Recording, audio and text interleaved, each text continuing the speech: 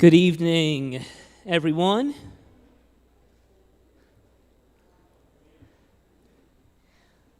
Good evening, good evening, good evening. Thank you all for being present, those that are present with us here in the sanctuary of Hill Baptist Church tonight. Welcome. I also want to extend a word of welcome to the many that we know that are joining us virtually this evening. So those of you that are joining us online, welcome as well. And I hope that you will take a moment, if you are online, to bear in mind that at the end of the dialogue between Dr. Williams and Dr. Cosby, we will be fielding questions and passing those on to Dr. Cosby and Dr. Williams to discuss. So please know, if you're online, that we'll be monitoring that, and we hope that you'll participate in that way. Welcome to the Empower West Louisville Citywide Book Club. This is the 7th occasion when we have hosted a book event of this nature, but this one is unique and a little different. In years past, we have brought in some of the most cutting-edge thinkers when it comes to race and society from all across the United States. Berkeley in California, from the East Coast. But this year, we are fortunate that we have a homegrown author right here from Louisville, Kentucky, Dr. Kevin Cosby, who we get to hear from tonight. Briefly, for those who are unaware, in the wake of the shooting at Mother Emanuel AME Church in 2016, a group of pastors from the west side of Louisville, the east side of Louisville, black and white, decided that they needed to get better acquainted. And every Monday at noon since then, for over 5 years now, that group has gathered, usually at Simmons College of Kentucky, for lunch, for conversation. In addition to hosting book events like this, we've collectively banded together to advocate for various causes over that time.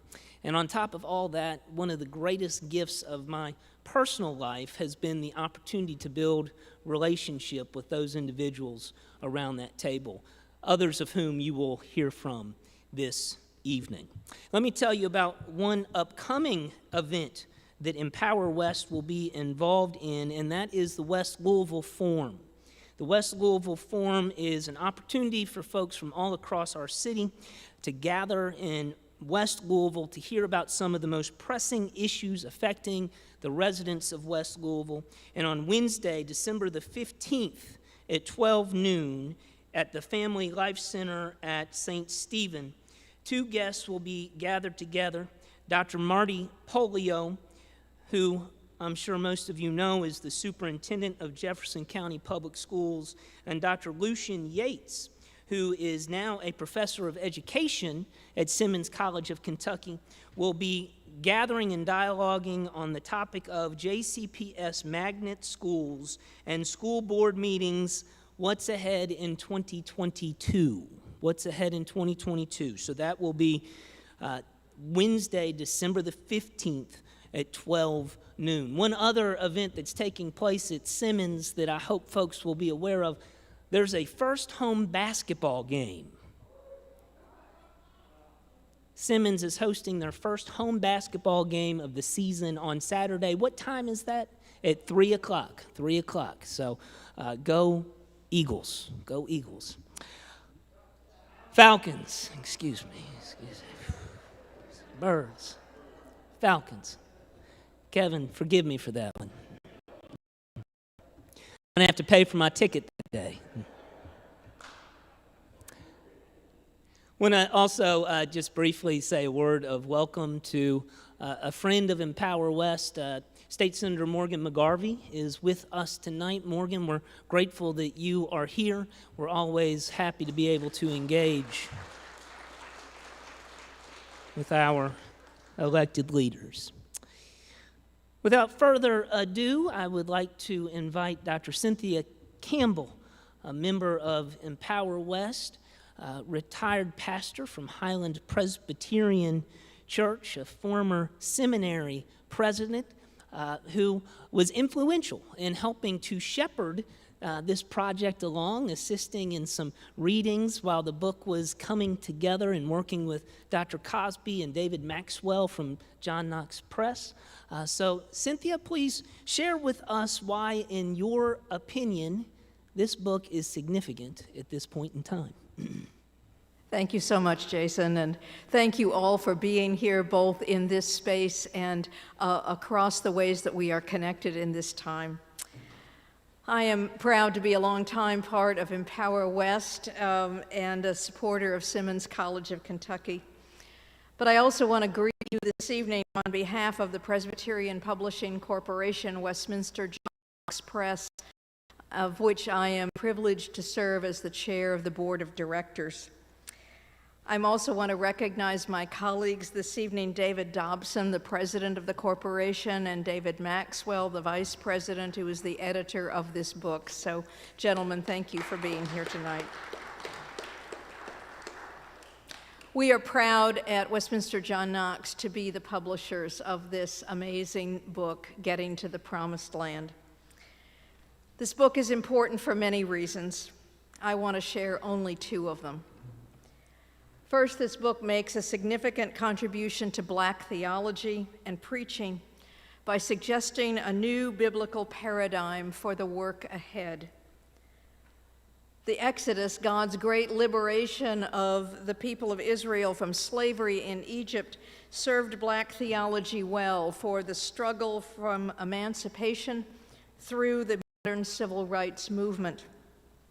But there are new challenges today. And for this, Cosby has selected, among other things, stories from Ezra and Nehemiah and the rebuilding of Jerusalem after the exile as a lens through which to focus the task of rebuilding Black institutions, Black families, and Black wealth in the wake of centuries of devastation. In his hands, some old stories take on surprising relevance. This work is important as well because of the strong challenge it sets out for both Black and white America. In order to rebuild the Black community, hard work must be done, and resources must be made available. Repairing what has been devastated by centuries of slavery, Jim Crow, government-backed exclusions from home ownership, and other things is going to require a lot of things that will not come easily. Recognition of wrongs done, commitment to make things better and different, and investment of financial resources, literal bricks and mortar, that rebuild homes and cities and schools and human lives. This book will make all of us think long and hard. No author can receive higher praise. Thank you, Dr. Cosby.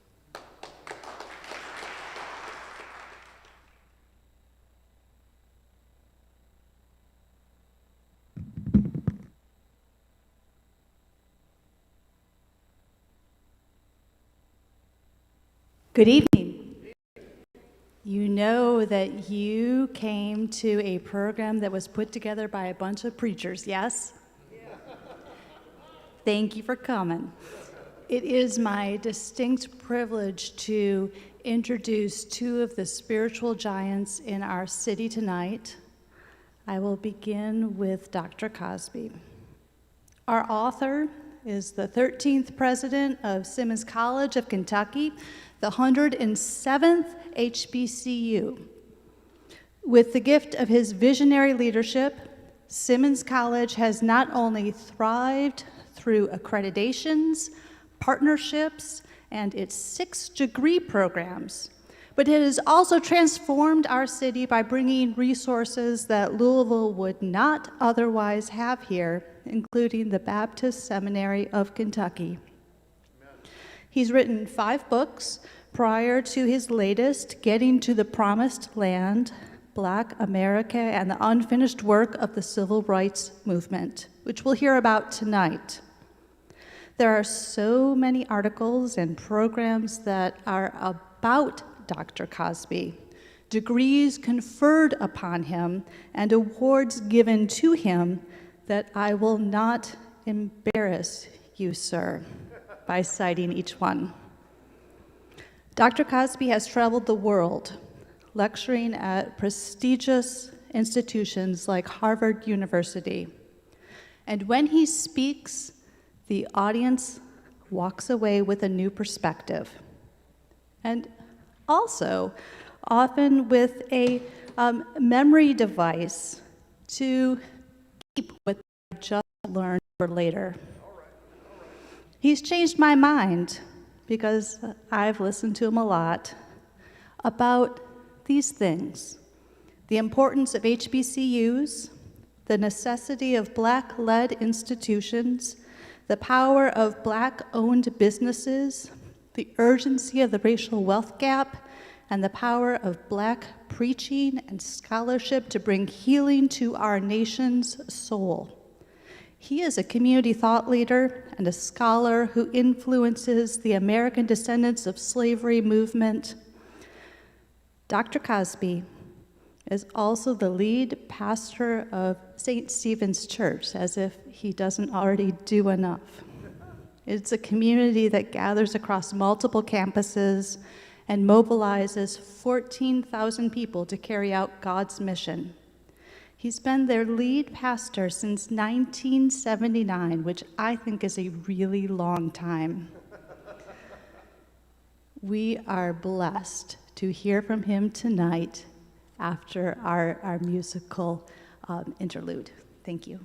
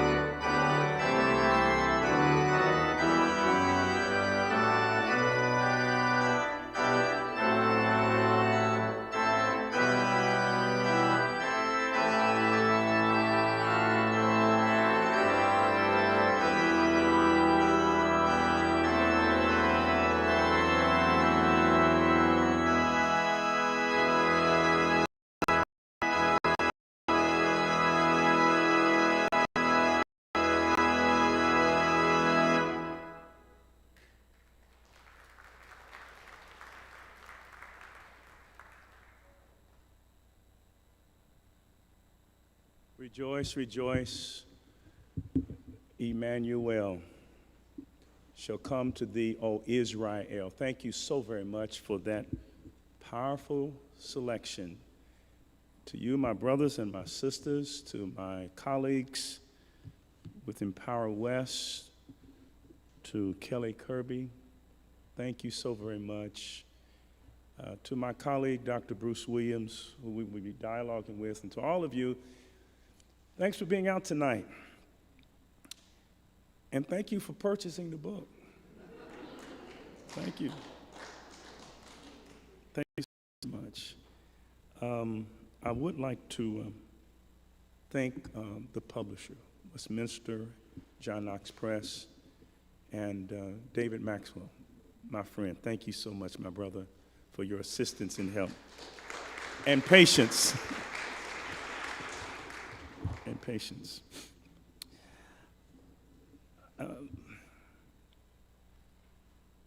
I've been black all my life.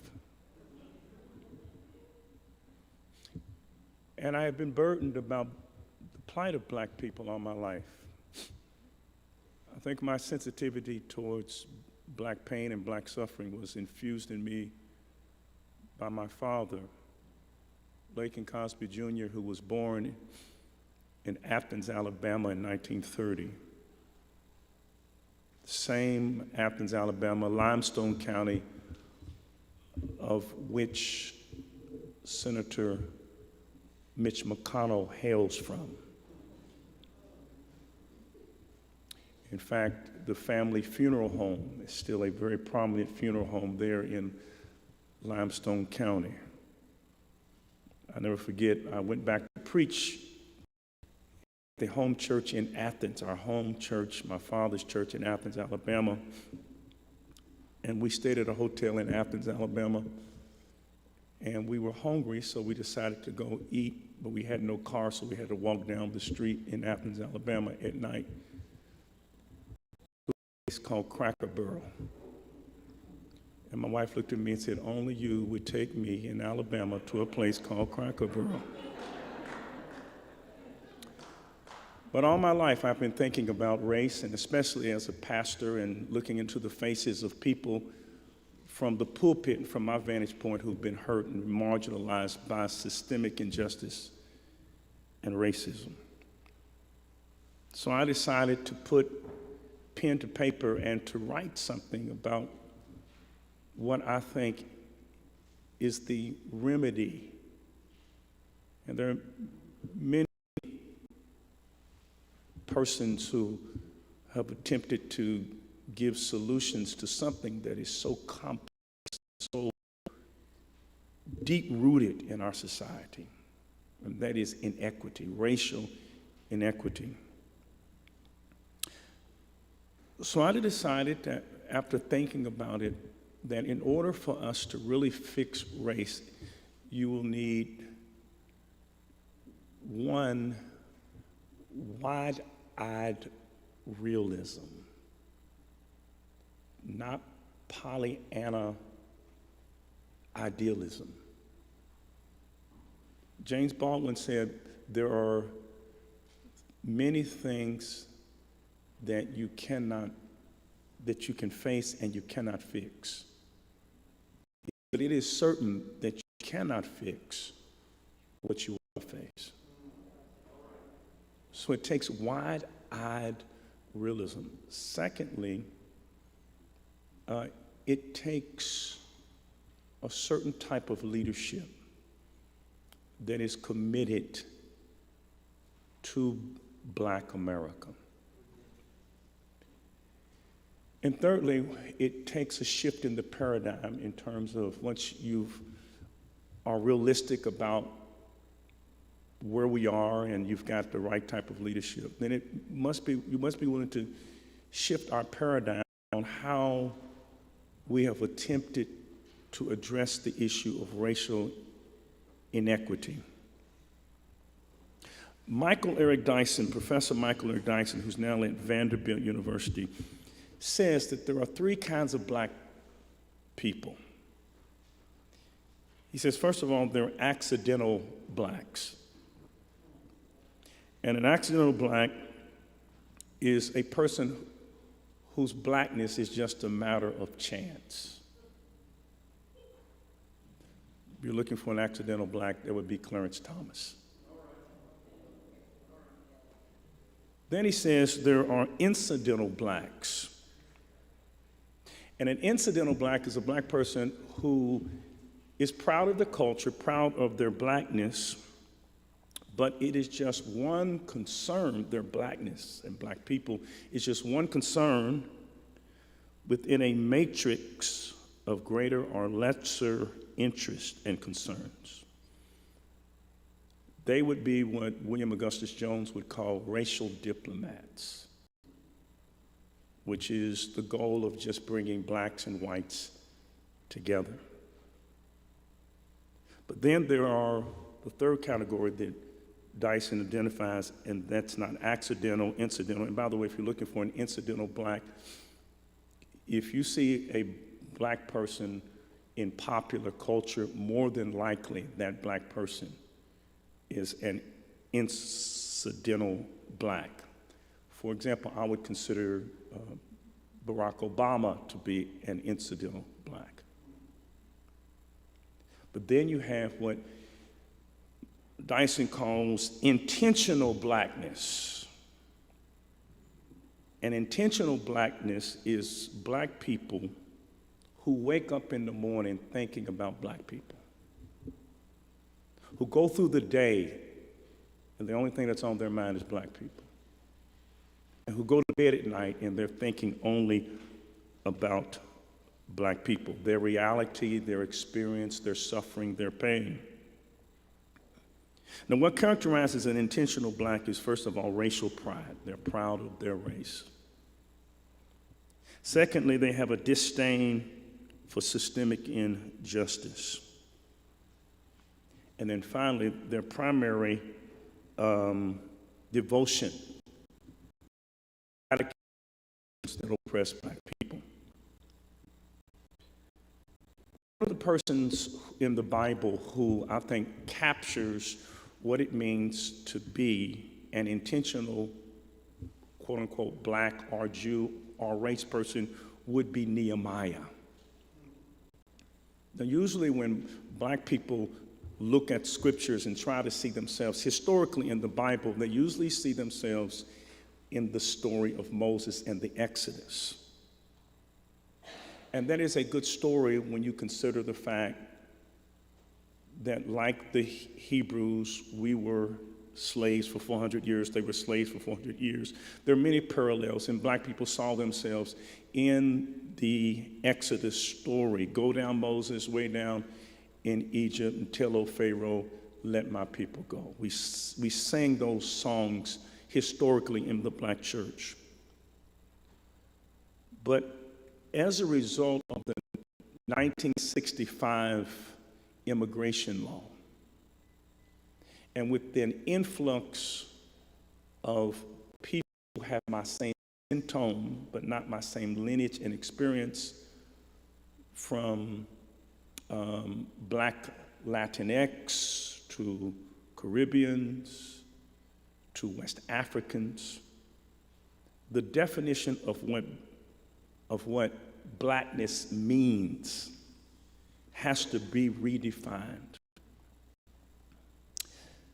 So what I like about Nehemiah is that he at first was an incidental Jew. And I would call him an incidental Jew because he worked for the king of Persia. And there's no way that Nehemiah could have had such a high government job with the king of Persia, King Artaxerxes, unless Nehemiah was willing to be compliant to the culture and the agenda of the Persian people. But he had a brother named Hananiah who radicalized him.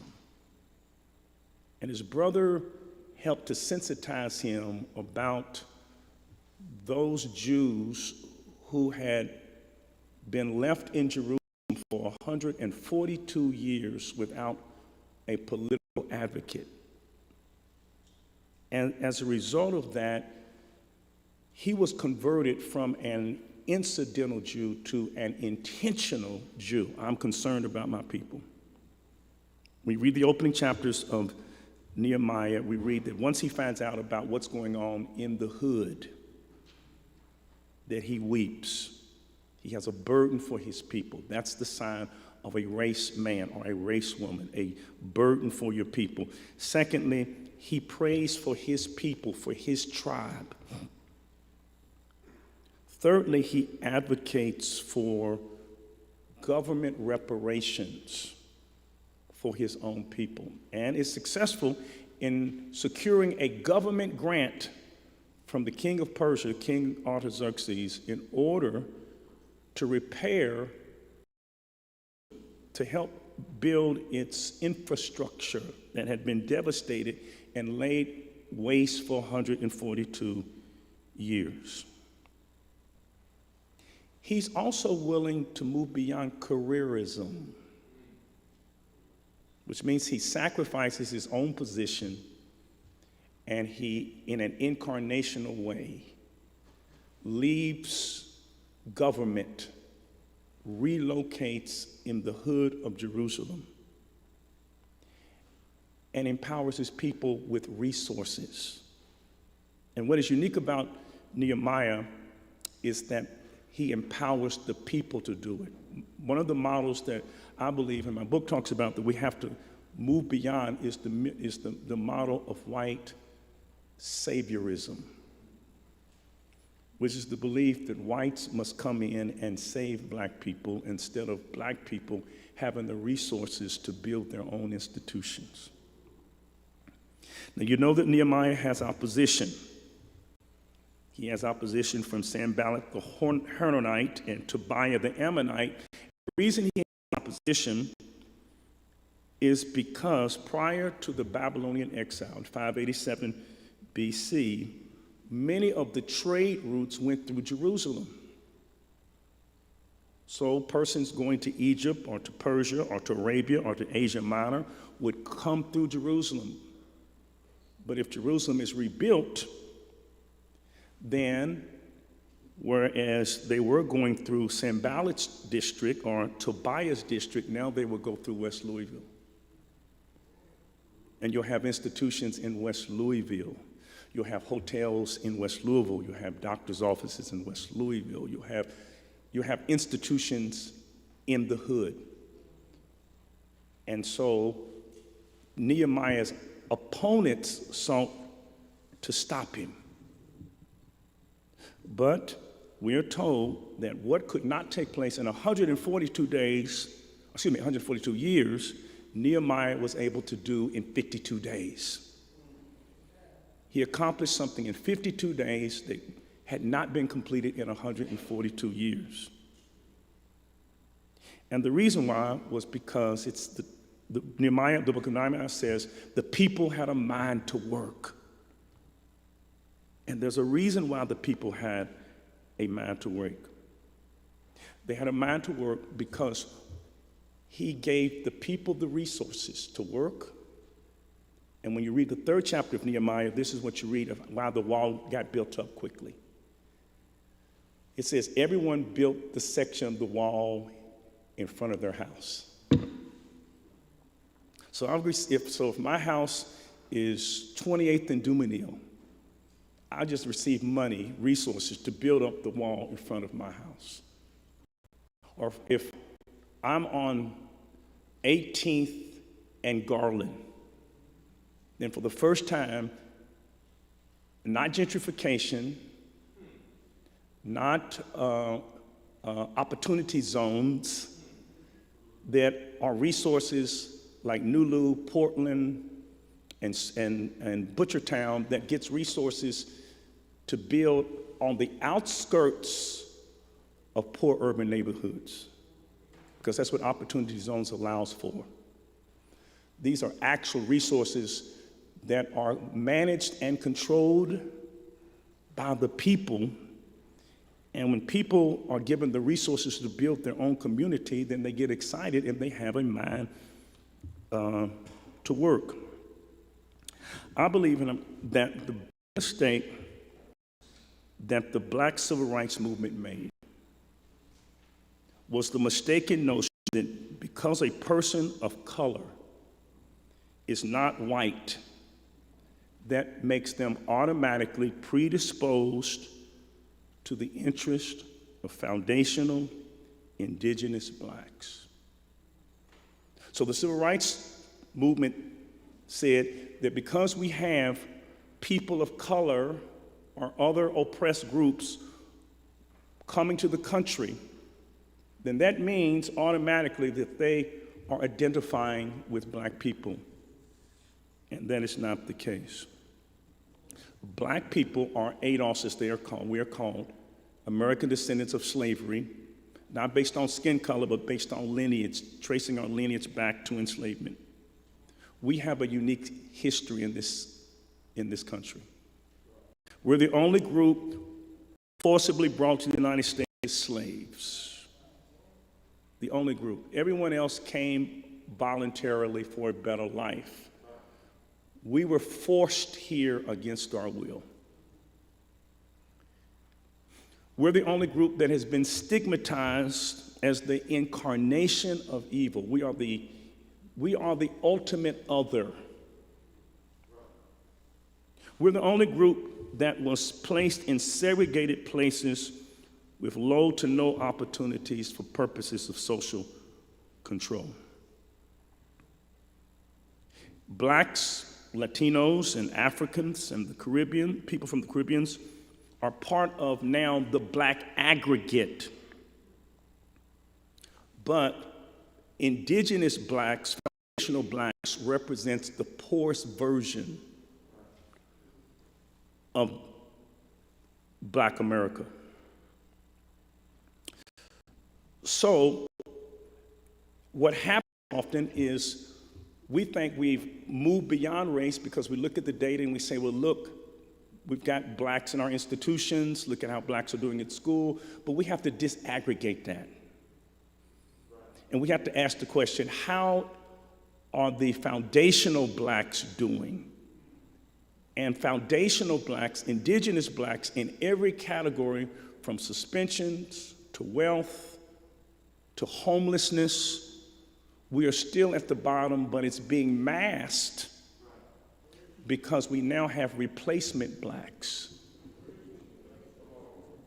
Instead of dealing with blacks who can trace their lineage back to slavery. The greatest example of disaggregation I can think of is my brothers and sisters in the LGBTQ community. When I was younger, you were either gay or you were homosexual. But they realized that you had to disaggregate that because lesbians are not bisexual and transgenders have a different experience and need than queer. And the same thing when it comes to blacks. When you see blacks, we have to disaggregate that, taking into consideration what black, indigenous blacks have experienced, which is this, and I close with this. It's injustice, and this is how I break down injustice. Kelly said I always like to give things so that you can remember them, so let me break down injustice. Here is the injustice of indigenous foundational blacks. I image. Black image in America has projected us as non-human or subhuman, racist tropes, unintelligent, non-leaders, we're criminals, we're lazy, we're erotic. The image of Black America. N for injustice, N is narrative. We have erased the crime that has been committed against black people, the crime of abduction, the violence of subjugation, endless captivity, the rape of our bodies, the sale of our children, the desperation of our resistance, the courage of our fight, the resilience of our community, the power of our institutions, the legitimacy of our demands. The narrative of Black America has been erased For example, I'm the president of Simmons College of Kentucky. On my campus, that was purchased by Black Baptists in 1879. But before that, it was a slave plantation. In fact, it was the plantation of Samuel B. Churchill. Samuel B. Churchill had 92 slaves, died in 1863. And after he died, he parceled out his slaves and land to his children. He had a daughter who married a man named Zane. So there's a Zane Street where Simmons is. Zane was his son-in-law. He had slaves. He had a son-in-law named Blackburn, who was the first biochemical terrorist in American history who tried to kill President Lincoln by sending him clothes with yellow fever. He had escaped to Canada. He later came back after the Civil War to the state of Kentucky, and the state of Kentucky elected him as the governor of the state in 1879. His name was Blackburn, and there's a prison outside of Lexington in his honor named Blackburn Prison. The son-in-law of Samuel B. Churchill. And when Churchill died on our campus where Simmons College is, and he parceled out his slaves to his son John and Henry Churchill. And guess what they started in 1875? Something called Churchill Downs. Which means that the wealth that built Churchill Downs came from enslaved people. In fact, we have the 92 names of the slaves, name by name. And if you get an old picture of Simmons College, you'll see an old building. That old building is the mansion of Samuel B. Churchill. Jim Crow, listen carefully. We've created white space and black space. White space is overinvested in, and blacks are excluded. In white space, you have restaurants, doctors, dermatologists, gynecologists, urologists, schools, universities, workplaces, churches, restaurants, Starbucks, banks, malls. It is white space because it is space where blacks are typically absent and not expected, and it's been overinvested in. And what created white space was an escalator. White people think, well, we worked hard, yes, but you were given an escalator, an up escalator. $500 billion was spent for expressways in order for whites to go to suburbs. Suburbs were created for whites to escape blacks. Wherever there is affluence, it's concentrated in white space. But then you have black space. Black space is disinvested and contained. Years of disinvestment. It's a creation of social control and containment. A creation of restricted covenants. And white flight. For example, in Louisville in 1940, 77% of whites lived in West Louisville. 77% of West Louisville was white.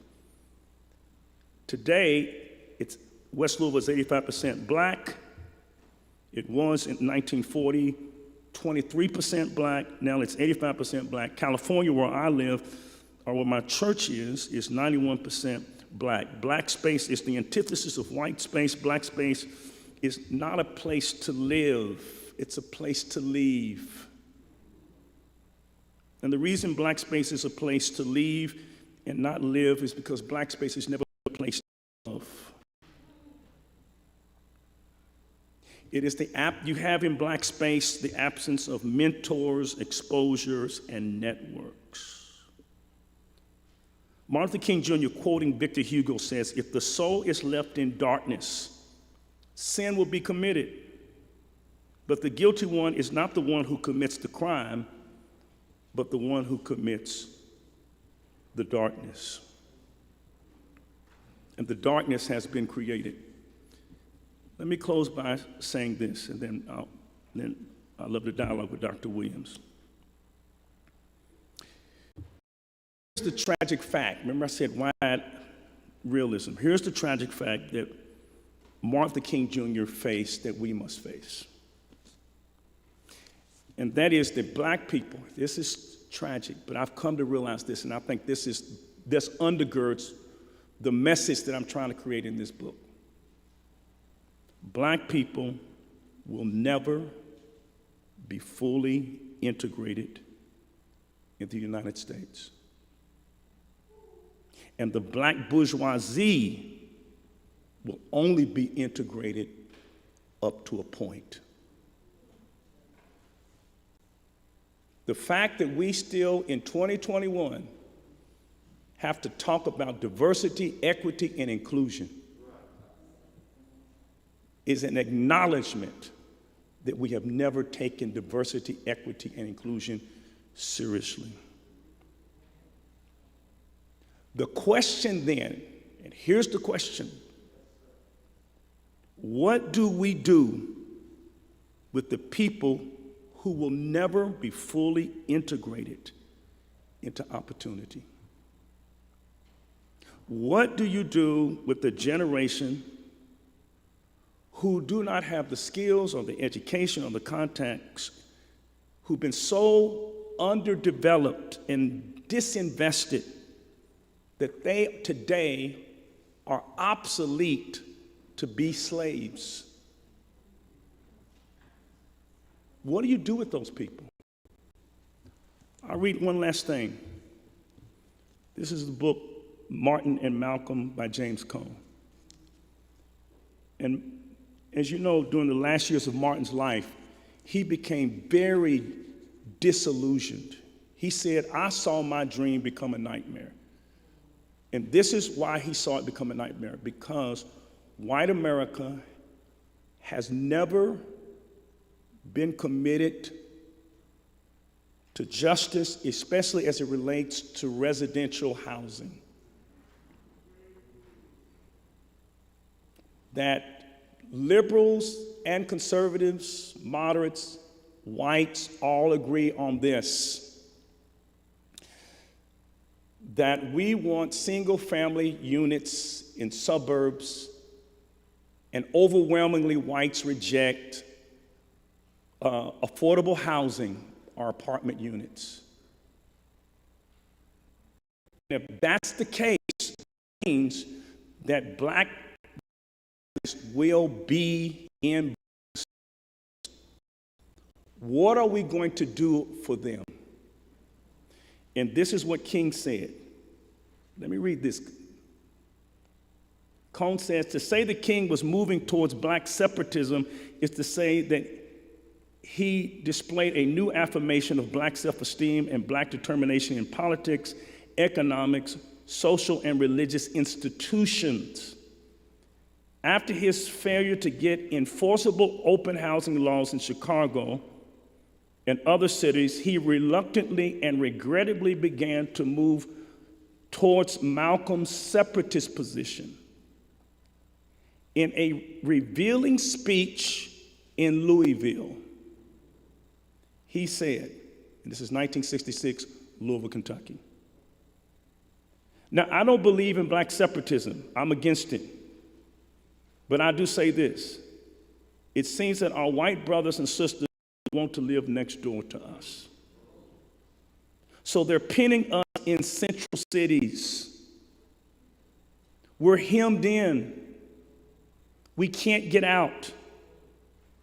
They won't pass the fair housing bill here, referring to Louisville.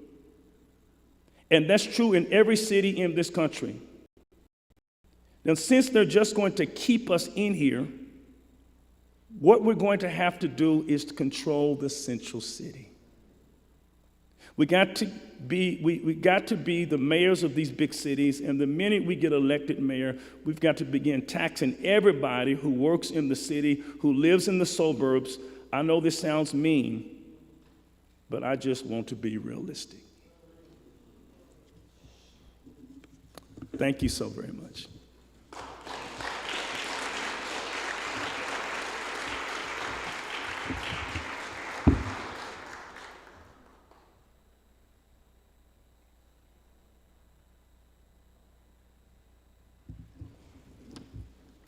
We thought long and hard about who might be able to respond to Dr. Cosby's remarks. And we landed on there's only one person who could really do it right tonight. Dr. Bruce Williams is the lead pastor of Bates Memorial Baptist Church in Smoketown, in one of the poorest zip codes here in Louisville. When he began there as the pastor, the congregation numbered about 100 faithful people, but through his visionary leadership, it has become a 5,000-member congregation with 58 ministries and initiatives that are transforming the community. And when I say transforming, I mean changing this community in tangible ways, including the Bates Community Development Corporation, which provides programs and services essential for the continued social, economic, and community prosperity in Smoketown. Dr. Williams has served as their pastor since 1986, which I think is a good long time. He is an author, he's a community leader, an activist, a board member of Louisville's very best HBCU. He's been awarded awards too great to list in this program and celebrated for his clear leadership in our community and throughout the church. Please join me in welcoming the preacher's preacher, the Reverend Dr. Bruce Williams.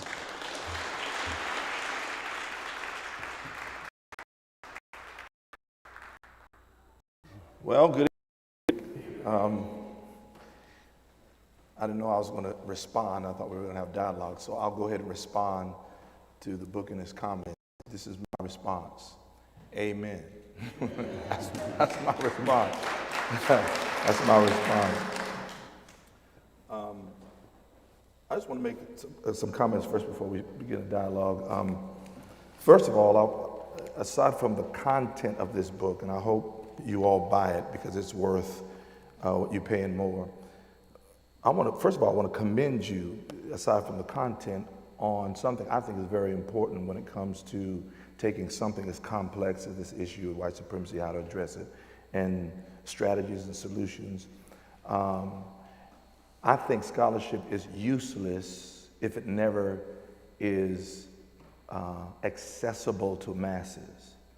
And what I appreciate about this book is you've taken something very complex and you've made it accessible to masses of people. So I could buy this book and hand it to anybody in the Smoketown community and they could understand, would have good dialogue about this. I appreciate that, and I do want to commend you on that. Man, there's so much that we could talk about, and you mentioned so much already. You mentioned, though, and I want you to kind of talk more about the issue of, well, several things. One, you connect this to the American Descendants of Slave movement.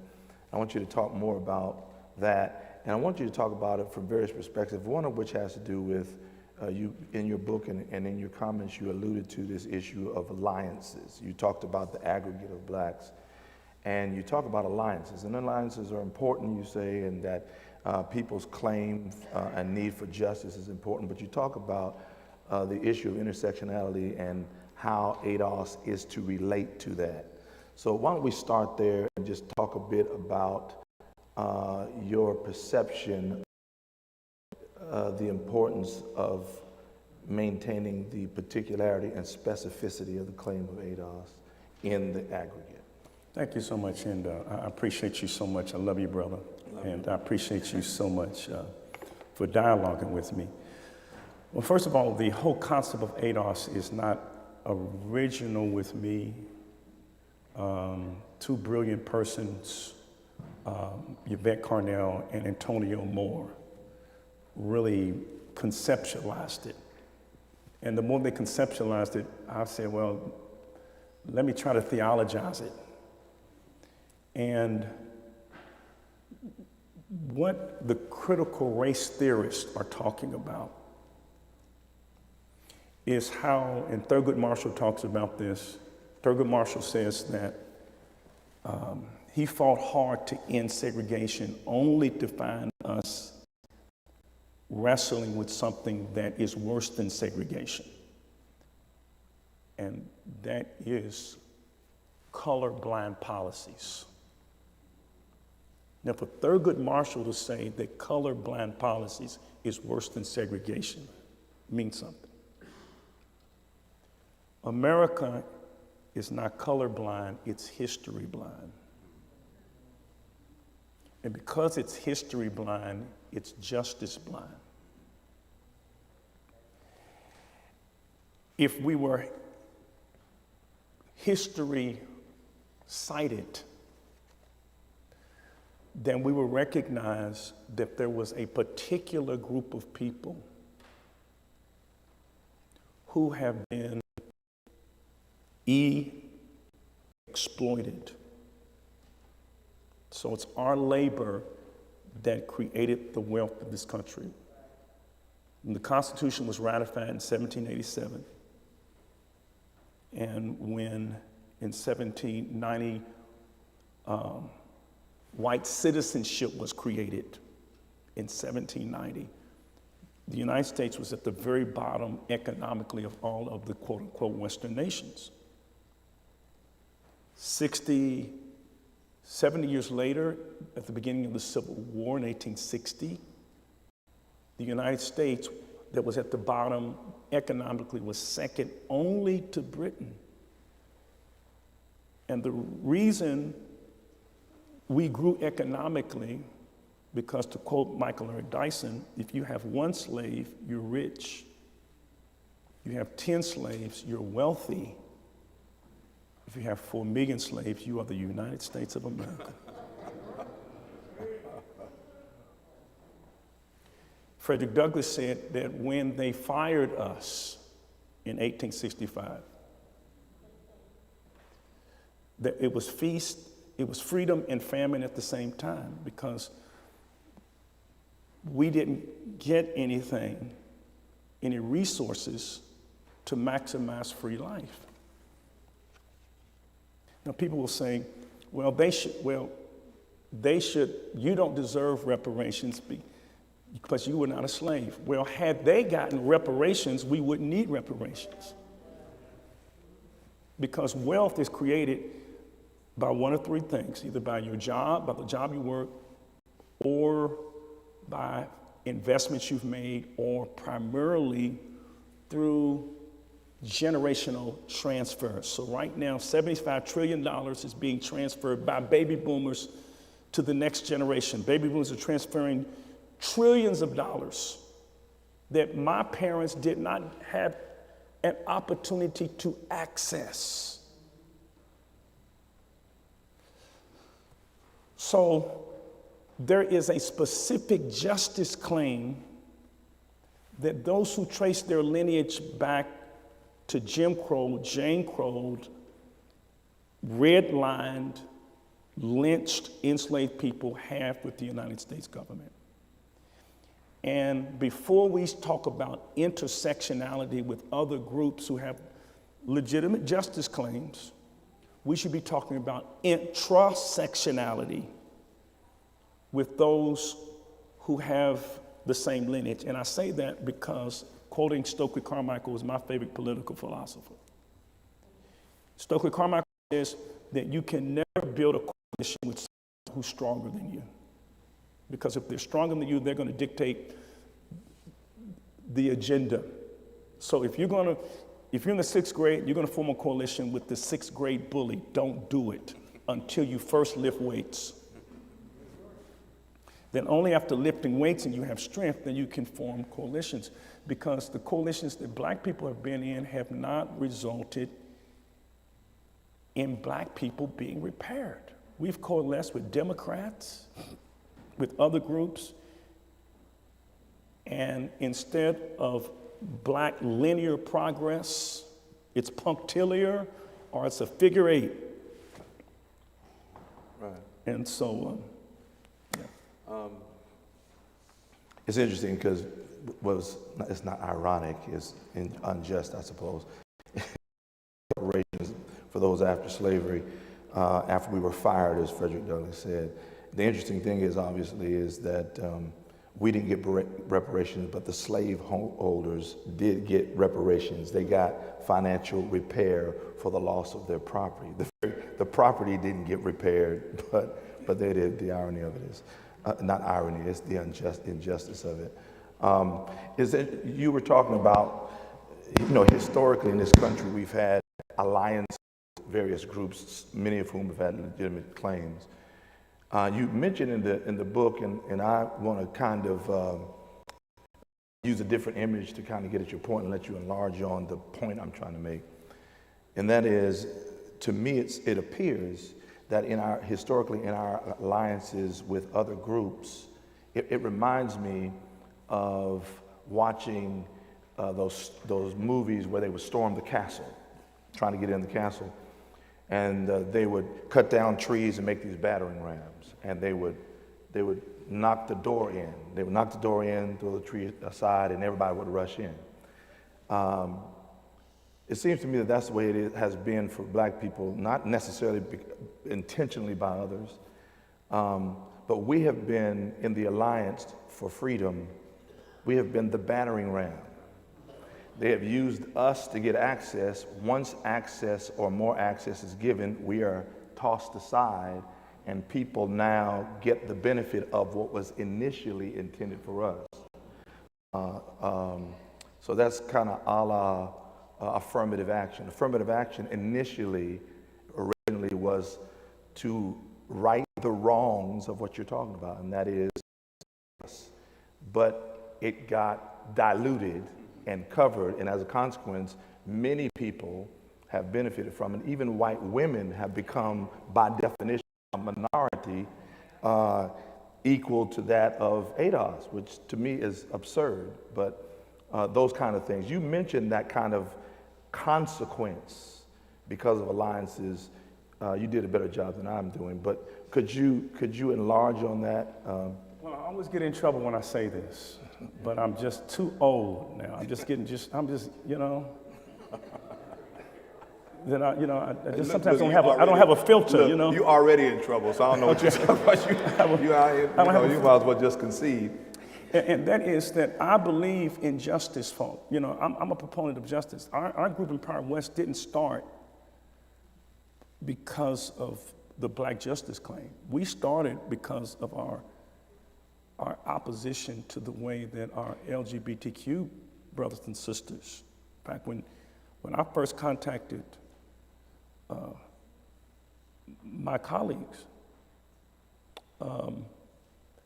that Joe Phelps, I said, Joe, I got a problem because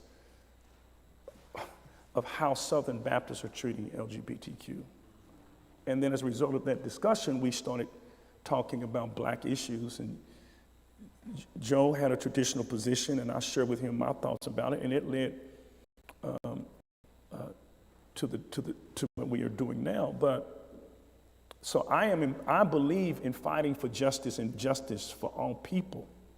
I just believe that just like when I button my shirt, I got to get the first button in the right hole, because if the first button is in the wrong hole, then the rest of the buttons will be out of alignment. And the first button we got to get right is Black America, because we built the country. Any immigrants who are coming to this country are coming to the country because we created a country worth coming to. Right. We created three things according to Nicole Hannah-Jones. The wealth. There would be Churchill Downs. If there would be no Churchill Downs if it were not for the slaves. That's exactly. But we didn't get anything for, we didn't get nothing. So we create the wealth of all the institutions. Southern Baptist Seminary around the corner. There'd be no Southern Baptist Seminary if it weren't for the slaves who made the cotton. So we create the wealth. Secondly, we created the culture, because all indigenous music in the United States emanates from the Black cultural experience. And thirdly, we created democracy. America was a whiteocracy. It was a skintocracy. It was never a democracy. It was never demos. It was a white nationalist nation. It was a white nation. We created democracy so that LGBTQ, women, people of color, indigenous native people would want to be in the United States. We made the United States, and black people need to know that. So, but yet, we're at the bottom of every socioeconomic measurement. And that is because we've had not enough Nehemiah-type leadership who is intentional, narrow in focus, who, like I said, go to bed at night thinking of black people, get up in the morning thinking about people and advocating for black people. I only want to know one question: what are we going to do to put money in black people's pockets so that we can rebuild our community? Because there is absolutely no commitment to true integration. It's not going to happen. The critical race theorist, Derek Bell, says the only way that there is ever any time that black folk, white folk do something in mass for black people is for interest convergence. Right. You'll let me come to the University of Kentucky to play basketball because you want to win. You will integrate the schools of the Brown decision because the Russians and the communists are criticizing our policies, and it doesn't look good with the developing world. It's always interest convergence. Right, so nobody's heart's being converted. It's just no one's heart's being converted. How do you respond? Let me ask this question, and then we're going to get into the steel political shift you're talking about needs to be made, and the ADOS as heirs to the civil rights movement. But I want to ask this kind of ancillary question. So based on what you just said, how do you respond to claims then, if you're saying we're focused on our interests, right? We're focused on our interests. How do you respond to claims and critiques that you're being divisive, that as you focus on your interests, then you're being divisive among other blacks and other groups for you to make that your priority? I would say I inherited division. We're already divided. Like, for example, when people say, isn't this an HBCU or black institutions, isn't that segregation, a return to segregation? My response is, when did we leave segregation? You got the co-optation of the black professional class, and there's a ceiling to how they can go. What white people want is, and you have to listen carefully, they want symbolism, holidays, images, and tokens.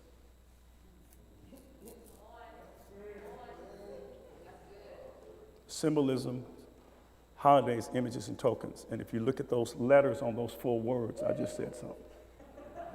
Symbolism, holidays, images, and tokens.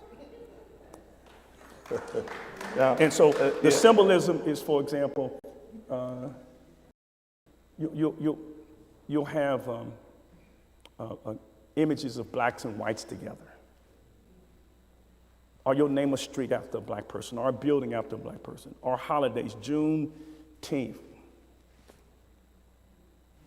or images of blacks and whites together in space together, or tokens, where you have a black person who is in a position who doesn't have any power, or a black person like President Obama, who can only be president if he's throwing black people under the bus, as he did at Morehouse, at the Morehouse speech. Or that this is not a white America, this is not a black America, this is the United States of America. That's a lie. But he had to lie, because that's the only way you could be president. So the fact of the matter is I next year turn 64, and I've been pastoring for 42 years in the poorest zip codes, one of the poorest zip codes, the California community, where the median income is $12,000 annually. And I have worked to do everything I can. I am convinced that it's going to take a Marshall Plan, some type of infusion of resources in these neighborhoods, because they're permanent and they are getting worse. And it makes sense, doesn't it, that there should be an infusion of resources since there was disinvestment of resources. And when people say these communities were not invested in, that's only part of the truth. It wasn't that they were simply neglected, it was that resources were taken out of those communities as well. They were plundered. Yeah, communities were plundered just like the continent was plundered. So they were plundered. Black wealth was plundered. My father paid taxes, but he couldn't go to U of L. As a black man, my dad could not enroll at the University of Louisville because for one reason. Why? You're black. When he was a sharecropper in Alabama, the appropriation for black students was 30 cents. White students, $15. And that is why most blacks in Alabama didn't rise past the 8th grade like my grandparents did. But we still had to subsidize, we still got taxed and had to subsidize those expressways, but we couldn't get on them to move out to the suburbs. So this was your father. This is like just one generation behind you. My biological dad in this city called Louisville, Kentucky, because of the Day Law that was not repealed until 1951. He was born in 1930. He's 21 by then. He could not go. So what do you do with those? My father, he would be 91 if he was still alive. What do you do to repair him? What do you do to repair all those blacks? And what we want is, and that's why Thurgood Marshall said that the only thing worse than segregation is race-neutral policies. We have got to deal with race. We've got to deal with the fact, and as Martin Luther King said in Stride Towards Freedom, he said that those who have been the victims of systematic exclusion must now be the recipients of systematic inclusion. But we don't want to do that. So this idea that somehow we should, I keep thinking about affirmative action where they said, now the past doesn't matter, let's just start now and go forward. I'm just thinking about the fact that your father, who I knew before he passed, those exclusionary laws affected him. And people keep talking about the past as if it was actually 400 years ago, when the vestiges and not residue, but the continued presence of white supremacy is not only now, but your father and your father's father and beyond it. And so the cumulative effects of it, you are now bearing the burden of it. And now we don't want to have a cumulative solution, which has to be, one of which, by the way, is reparations, because even if we did reparations, white supremacy still exists. So there are still inequities, and still we have to have still race-specific policies in order to remedy that. Let's talk a bit about, and you did some of it here, but and this, I just really want people to read this book. Let's talk a bit about you're saying that the ADOS movement is the rightful heirs of the civil rights movement, and you say that. But in order for Black church, for example, to participate meaningfully in this contemporary time, then there has to be a kind of theopolitical shift from the Exodus motif to the Nehemiah motif. Would you talk more about that? Well, when you think of a binary, when you think of the Exodus, you think of Pharaoh, Moses. When you think of Nehemiah, you're thinking of more pluralism and different Semitic groups who are competing for resources. And that's what politics is. I mean, Harold Laswell at Yale University said that politics is determining who gets what, when, and how. It's about the disbursements. So you've got other groups, and you've got, how do I say it? You've got people who have my skin color, who look like me, don't have my same experience, and do have my agenda. In fact, there are people who look like me who will come and out conservative the most right-wing Republican and will try to tell me to pull yourself up by your bootstraps. When the fact is that you would not be immigrating to this country if it not had been for my people. In addition to that, usually the people who are coming to this country represent the upper echelon of their societies. So if it's Nigeria, it's not the Nigerians. It's the most affluent Nigerians, in which the kid who lives on Sutcliffe Street off of Broadway has to compete with. And then he's got black skin, I got black, and the kid has black skin, and white society will say, well, look, he's succeeding, but he doesn't have that kid at Sutcliffe's same experience. There is a specific debt that is owed to those who can trace their lineage back to slavery. They did it for the Japanese. And the Japanese are Asian, but they're not going to let Vietnamese and Chinese tap into their unique justice claim. When the Jews got reparations, they didn't give reparations to people of religion. It's too broad. That could include Baptists and Methodists and everyone else. It was a specific group. And I did not do anything to Geronimo, Cochise, or Sitting Bull. But every year, taxes are taken out of my check to help repair indigenous people, and rightly so. And they should be right. The only reason we don't know that black people should be repaired is because we have obfuscated the story. Right. And they're doing it with the whole rejection of critical race theory, which CRT is nothing but Caucasians rejecting truth. Right.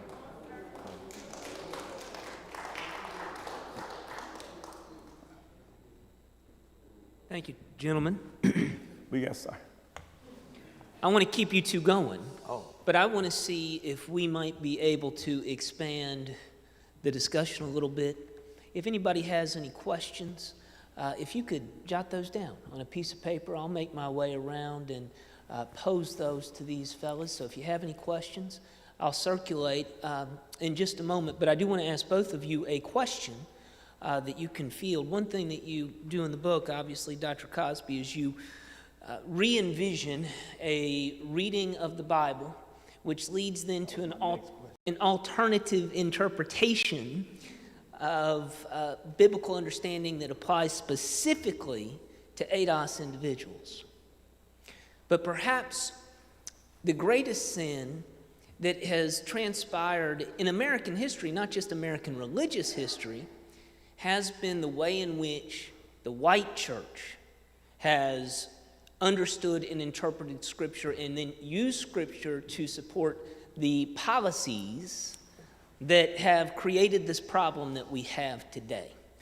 What word would you have for white folks when it comes to making strides to reading the Bible in a more authentic manner, consistent with the teachings of Jesus, prophets like Nehemiah, that would help remedy the larger situation? And one other piece to that, help white folks explain how white theology and biblical interpretation has created the problems we're dealing with. Wow.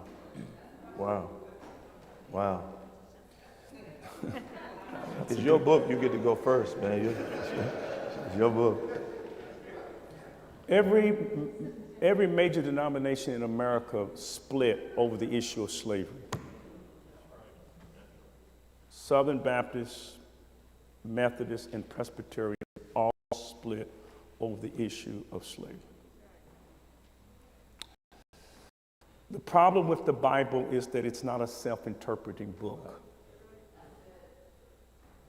And it does not come with footnotes. So we tend to read the Bible and we look for passages that reinforce our interest. So there is no interest-free, value-neutral hermeneutic. Everybody is looking at the scriptures through a particular lens.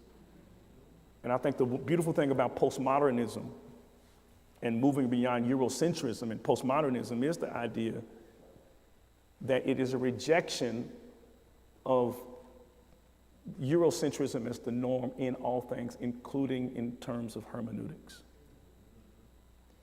So I think for the white church, the one thing that the white church can do is the same thing that Empower West has done, and that is to expose themselves to a more broader curriculum to understand their complicity in white supremacy. That racistic religion undergirds white supremacy, So I think just studying that. And the good news is this, and I'll say this, is that I think the black prophetic tradition, Jason, is helping black people to see the hypocrisy of conservative white evangelical Christianity.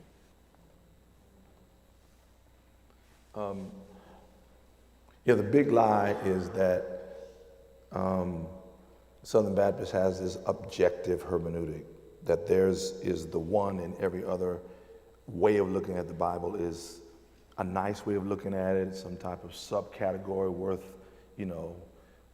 exploring if it's interesting, and especially if it supports their hermeneutic. That's the big lie. And that's the American lie. Everything white is the standard, everything else is a substandard, and it only is important as it serves the interests of white people. So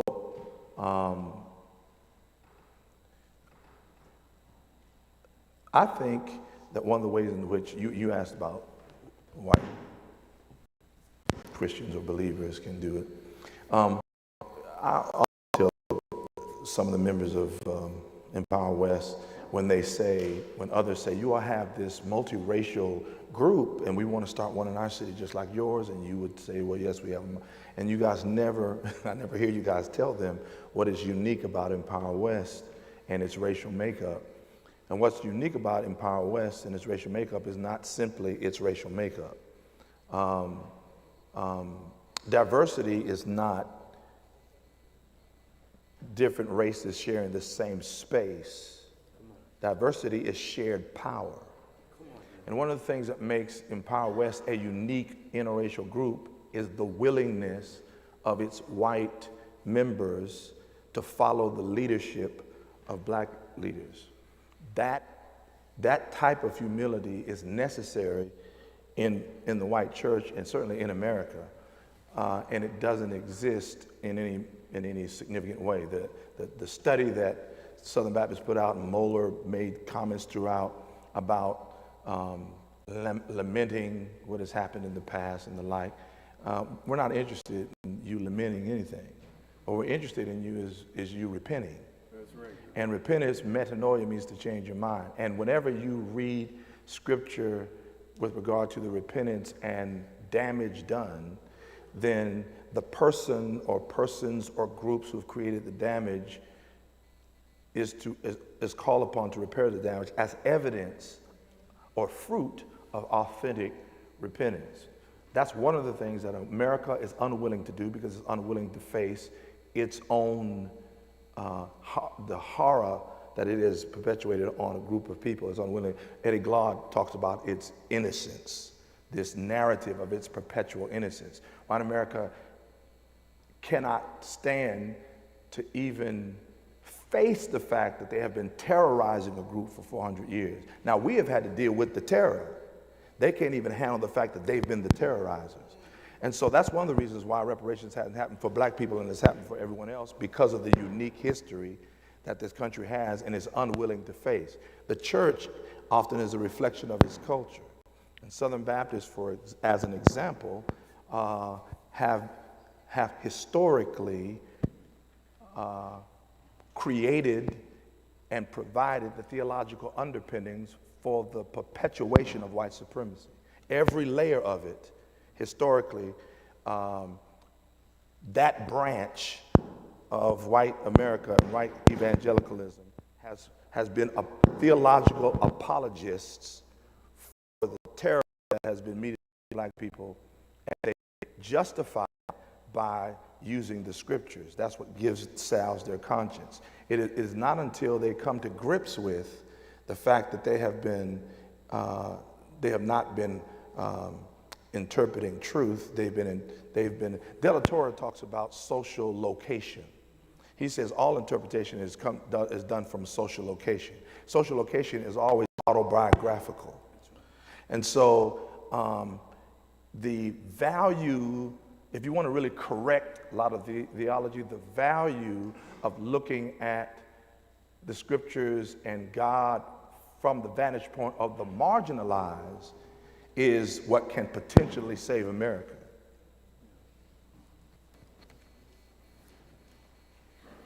Yeah, I appreciate you using the phrase big lie, which has been popularized in recent conversations, but the reality is that going a long time when it comes to who owns the true understanding of biblical interpretation. A question from the audience. Do black people need their own political party? Wow.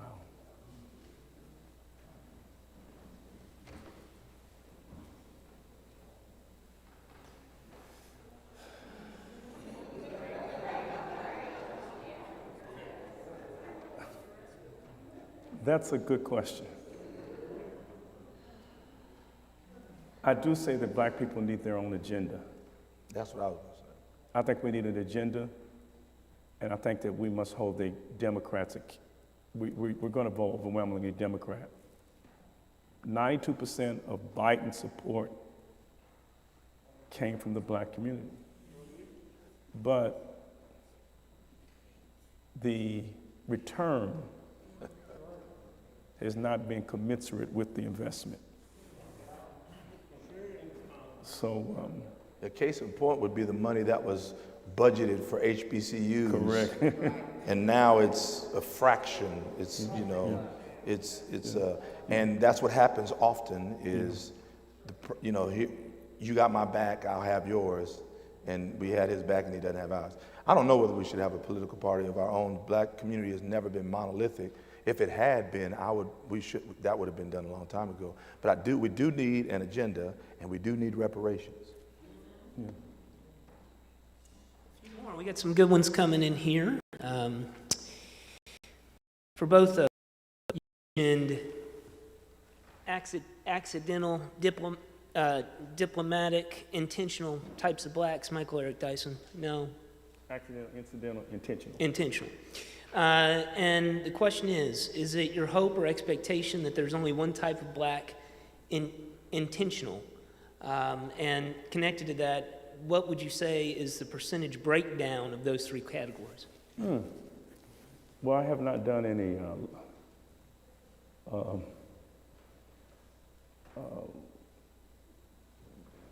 data-driven type of analysis on that, but I would venture to say this. I would answer it this way, that if you're going to represent black people, you have to be intentionally black.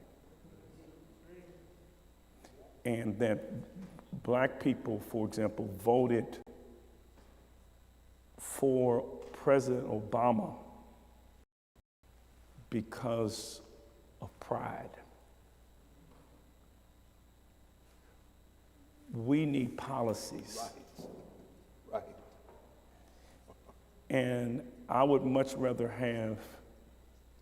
I'd take John Brown, Viola LaRusso, a white woman, and John Brown, a white man, and Thaddeus Stevens and Charles Sumner any day before I would take Clarence Thomas. So it's not a matter of pigmentation, it's a matter of identification.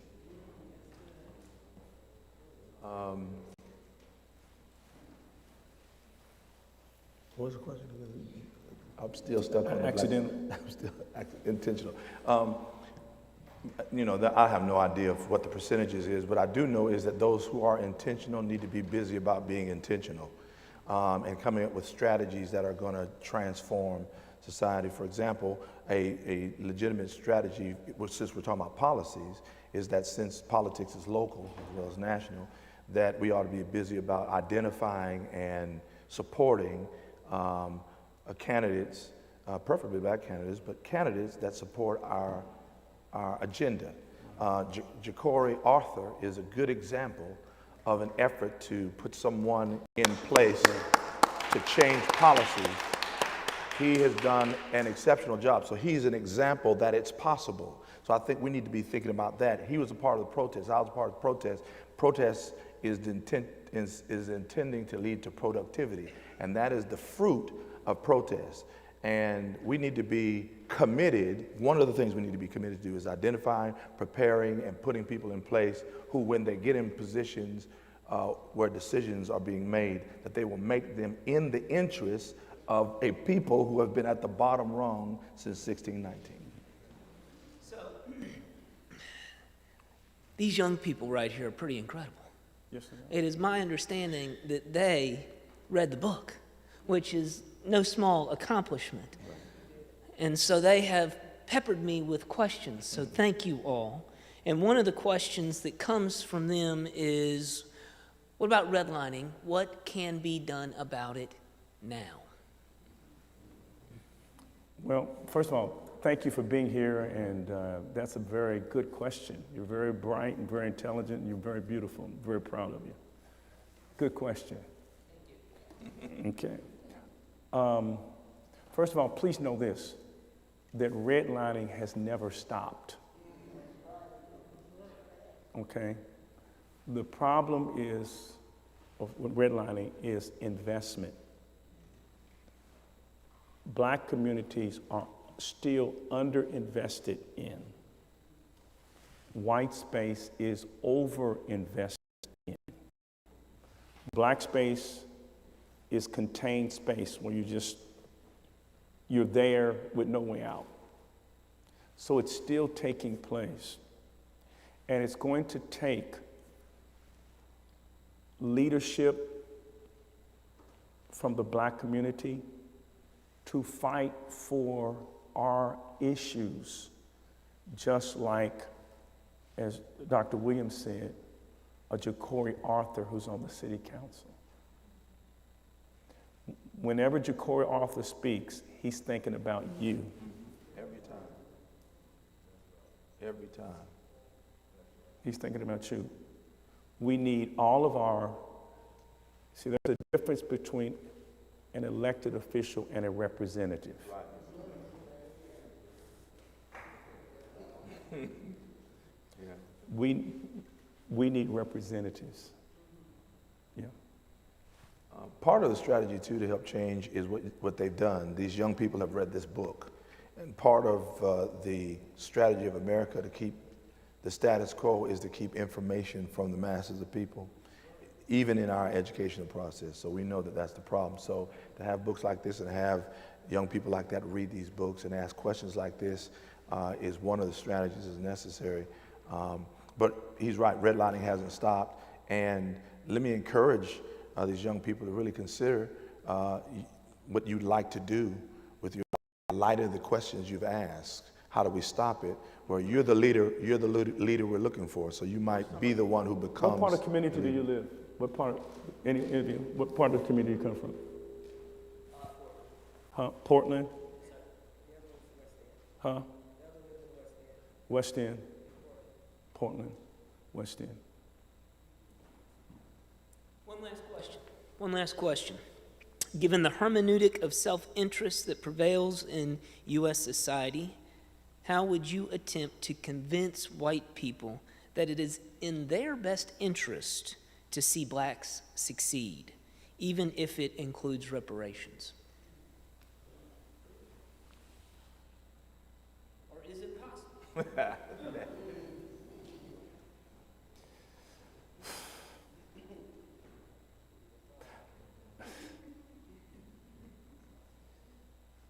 We've been dealing with this for 400 years.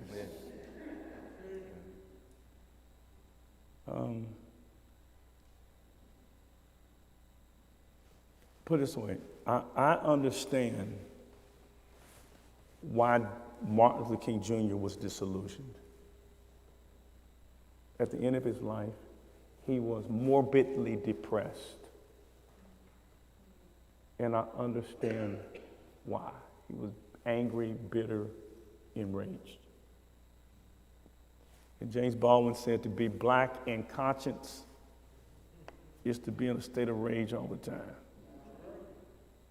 Sometimes I wish I had not read this stuff. Then I could,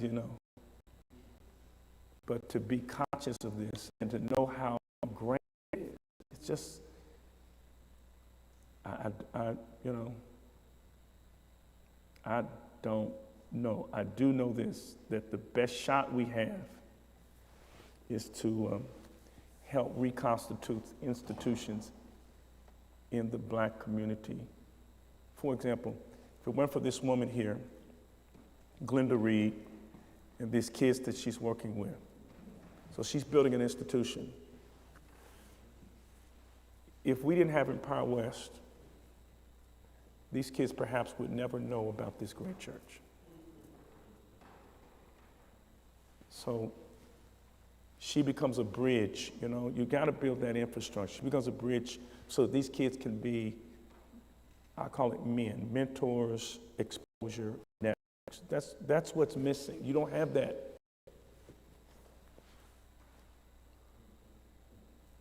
Yes. Were you finished? Yeah, I'm finished. King said, freedom is never voluntarily given by the oppressor. It must be demanded by the oppressed. So my primary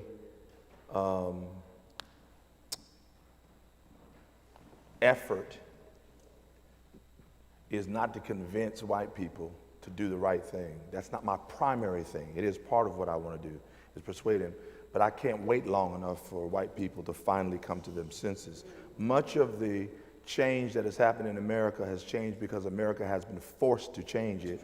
And then when it did change, white supremacy morphed into some other form. So we're here with white people who are concerned about it. So there are white people who know and whose mind can be changed and can be enlightened. So that's part of the effort. But the level of suffering is too high for me to wait on the conscience of white people. So that may be part of it. But my highest priority is to convince black people of what's in their best interest and to coalesce together so that we can make that happen. But my highest priority is not to convince white people.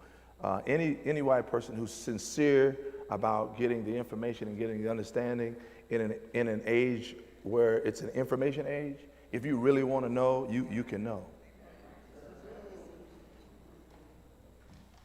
Two quick hits.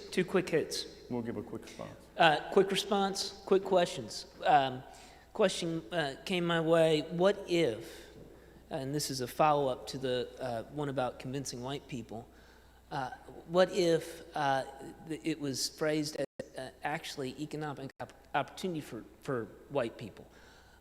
Rather than $12,000 household median income in the California neighborhood, what if white people could one line could be convinced that a $50,000 or $60,000 median income in California neighborhood would be good, yes, for black people, but for white people as well, that in their economic interest? Is that an argument that has been made?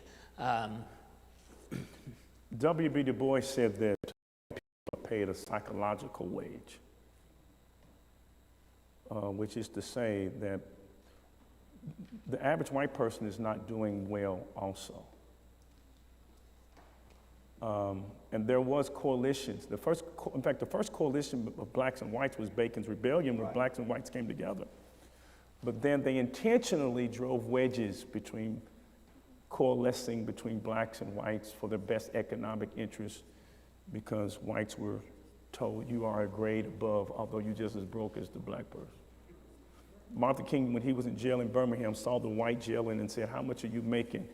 And he told him, and he said, man, open this jail and come and sit next to me.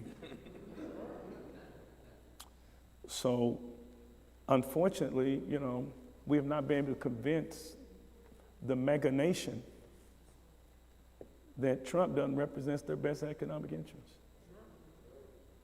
And that's why it's so frustrating. So I don't know what's going to work. We've tried everything for 400 plus years. We have to keep trying. One more quick one.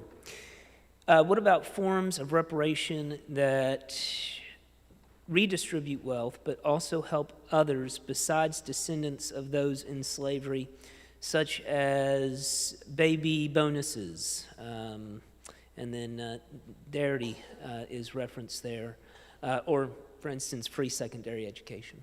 I would say that baby bonds, and other programs, I am in favor of. I think that this wealth gap that exists in our country is unsustainable and it's immoral. How CEO salaries has just mushroomed over, the last 30 years, and the workers have not made, and that's black and white. So I have a progressive economic agenda, but I make a distinction between a progressive economic agenda and reparations. They're not the same. And could I add, and I'll add this, when it comes to reparations, the people who owe it don't get to decide how the people who they owe it to get it. You can't steal from me and then tell me how you're going to pay me back.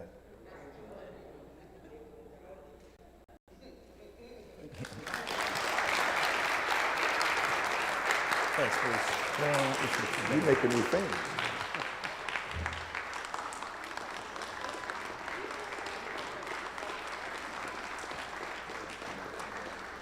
Well, why don't we close with a word of hope, and then I hope that you will take a moment and say hello to Dr. Cosby. If you have not had a chance to purchase a book, obviously you can do so and perhaps get one signed. We'll be doing that in just a moment. We ended on the note of, is there hope after 400 years? And one reason that, I'm going to take credit for this, that I asked our organist to play that particular number, O come, Emmanuel, is because of this very conversation. O come, Emmanuel, and ransom captive Israel that mourns in lowly exile here until the Son of Man appears. And then, in the midst of that distress, rejoice, rejoice, Emmanuel shall come to thee. May we continue to cling to the hope that the God that we know as Emmanuel will ransom us all. Amen. Thank you for being here.